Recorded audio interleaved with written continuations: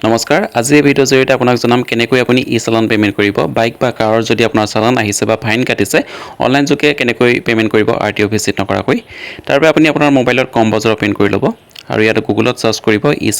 ই-চালান লিখি চাৰ্চ কৰি দিব নেক্সট এই পেজটো আহি যাব পৰিবহণ ই-চালান এই ৱেবছাইটটো অপেন কৰি ল'ব নেক্সট পেজটো আহি যাব ইয়াত প্ৰথমে দেখিবলৈ পাইছে চালান নাম্বাৰ যদি আপোনাৰ ওচৰত চালান নাম্বাৰ আছে তেনেহ'লে চালান নাম্বাৰ জৰিয়তে চেক কৰিব পাৰিব যদি চালান নাম্বাৰ নাই তেনেহ'লে আপুনি ভেহিকল নাম্বাৰ জৰিয়তে আপুনি চেক কৰিব পাৰিব আৰু যদি আপোনাৰ মেছেজ যোগে চালান নাম্বাৰ আহিছে বা ঘৰলৈ চালান আহিছে তেনেহ'লে চালান নাম্বাৰ ইয়াত এণ্টাৰ কৰিব লাগিব ইয়াত যিটো দেখিবলৈ পাইছে চালান নাম্বাৰ এণ্টাৰ কৰা অপশ্যনত চালান নাম্বাৰটো এণ্টাৰ কৰি দিব আৰু তাৰপিছত যিটো কেপচাৰ দেখিবলৈ পাইছে কেপচাৰটো ইয়াত ফিল কৰিব এণ্ড গেট ডিটেইলছ অপশ্যনত ক্লিক কৰিব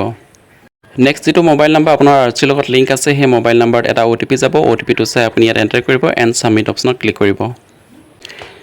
সাবমিট কৰি দিয়াৰ লগে লগে আপুনি ইনফৰমেশ্যনখিনি দেখিবলৈ পাব আপোনাৰ ভেহিকল কাৰ নামৰ ৰেজিষ্ট্ৰেশ্যন আছে গাড়ীৰ ৰেজিষ্ট্ৰেশ্যন নাম্বাৰ আৰু চালান নাম্বাৰ সকলোখিনি দেখিবলৈ পাব আৰু ইয়াত দেখিবলৈ পাইছে ষ্টেটাছ পেণ্ডিং আছে আৰু লগতে আপুনি ইয়াত পে নাও অপশ্যনত আপুনি ক্লিক কৰিব লাগিব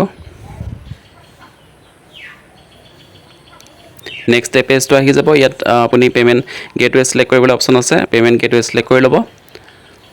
আৰু টাৰ্মছ এণ্ড কণ্ডিশ্যন এগ্ৰি কৰিব এণ্ড কণ্টিনিউ অপশ্যনত ক্লিক কৰিব নেক্সট পেজটোলৈ আহি যাব ইয়াত আপুনি কেনেকৈ পে'মেণ্ট কৰিব সেইটো আপুনি সিলেক্ট কৰিব লাগিব আপোনাৰ ATM card debit card UPI যিকোনো জৰিয়তে আপুনি পে'মেণ্ট কৰিব পাৰিব সো যদি আপুনি এটিএম কাৰ্ডৰ জৰিয়তে পে'মেণ্ট কৰিব বিচাৰে তেনেহ'লে ইয়াত কাৰ্ডৰ নাম্বাৰ আৰু আপোনাৰ কাৰ্ড হোল্ডাৰ নেম মন এক্সপাইৰি ডেট ইয়াত এণ্টাৰ কৰি আপুনি পে'মেণ্ট কৰিব পাৰিব সো অনলাইন পে'মেণ্ট কৰিব যদি আপুনি আগতে কৰিছে তেনেহ'লে আপুনি খুব সহজতে অনলাইন পে'মেণ্ট কৰিব পাৰিব নতুবা যদি ইউপিআই জৰিয়তে পে'মেণ্ট কৰিব বিচাৰে তেনেহ'লে আপুনি তললৈ স্ক্ৰল ডাউন কৰিব ইয়াত দেখিবলৈ পাইছে UPI Google pay' PhonePe' Paytm জৰিয়তে আপুনি পে'মেণ্ট কৰিব পাৰিব সো যিকোনো এটা অপশ্যন আপুনি সিলেক্ট কৰি ল'ব আৰু যদি ইউপিআই জৰিয়তে পে'মেণ্ট কৰিছে তেনেহ'লে ইউপিআই জৰিয়তে